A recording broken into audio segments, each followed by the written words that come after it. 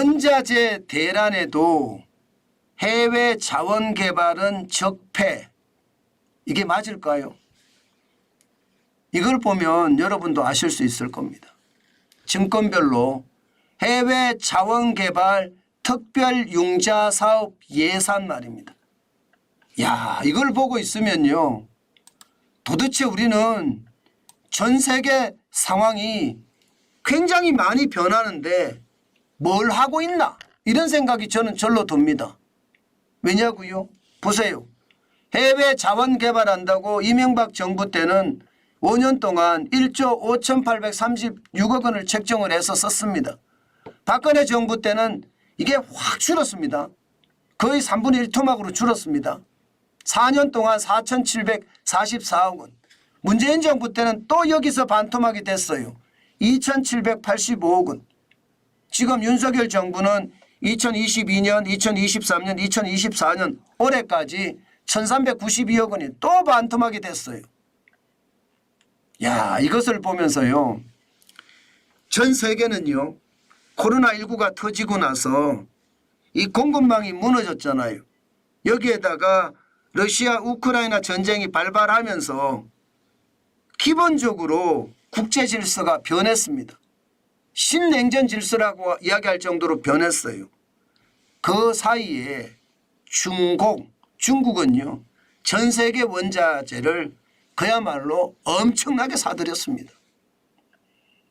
지금 어떻게 따지면요. 중국의 원자재는 어마어마합니다.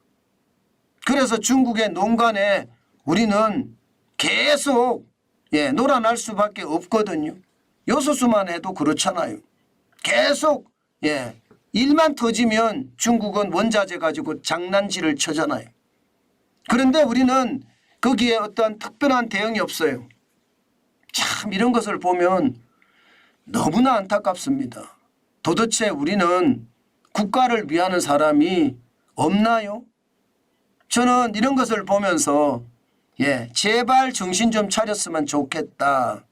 세계 시류에 우리가 맞춰서 가야지 세계 시류에 완전히 벗어나서 가고 있는 우리의 현실을 보면 뭐 세국 정책을 썼던 구한말하고 뭐가 다를 거냐 이런 생각도 하게 되고요. 이명박 정부 때 했던 해외 자원 개발이 잘 됐다면 지금 말입니다. 우리는 그 어느 때보다 원자재 투자 잘했어. 해외 자원 개발 잘했어. 이런 말을 들었을 겁니다. 그런데 그렇지 못하다는 게 참 안타깝습니다. 저는 정부가 해외 자본 개발을 적폐로 삼지 말았으면 좋겠어요. 물론 윤석열 정부도 1,392억 원을 하면서 투자는 뭔가 더 확대하기 위해서 지원을 합니다. 투자 대비 융자 비율을 지금 30%에서 50%로 올리는 작업을 하고 있습니다. 이제야 하고 있습니다.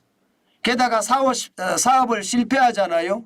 그러면 융자금 감면 비율을 70%에서 이제 100%까지 올린다고 이야기합니다.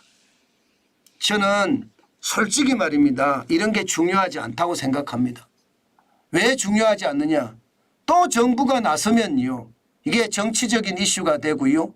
정치적인 이슈가 되면 이명박 정부 때 잘 추진하던 그런 해외 자원 개발이 완전히 무너졌잖아요.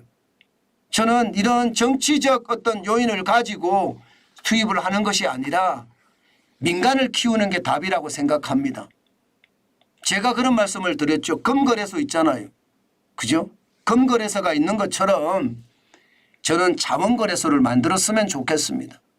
그래서 나는 이런 자원을 개발한다. 브리핑을 하고요. 그러면 누군가 투자할 거 아니에요. 투자. 요즘같이 말입니다.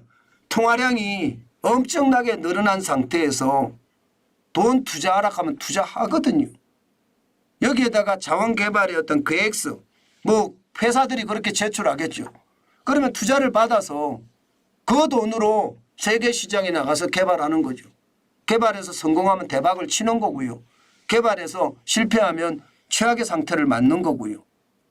저는 민간 자율로 할 수 있게끔 정부는 지원만 하고요. 예, 정부의 지원이 간여가 아닙니다. 그야말로 순수한 지원. 그래야지 지금 해외 자원 개발은 다시 정치화되지도 않고요. 이슈화되지도 않을 겁니다.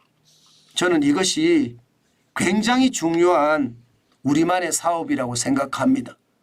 제가 민간거래소 만들자, 자원거래소, 민간자원거래소 만들자 하고 이야기한 지가 꽤나 오래됐습니다. 저는 고민하다 보면 좋은 방안들 나올 수 있다고 보거든요. 저는 시간을 끌지 말고 민간 자원 개발로 확대해서 말입니다. 정부가 열린 정부가 됐으면 좋겠습니다. 그러면 해외 자본 개발도 적폐가 되지 않고요. 더 잘 나갈 수 있는 대한민국만의 새로운 모델이 개발되지 않을까요? 저는 그렇게 생각합니다.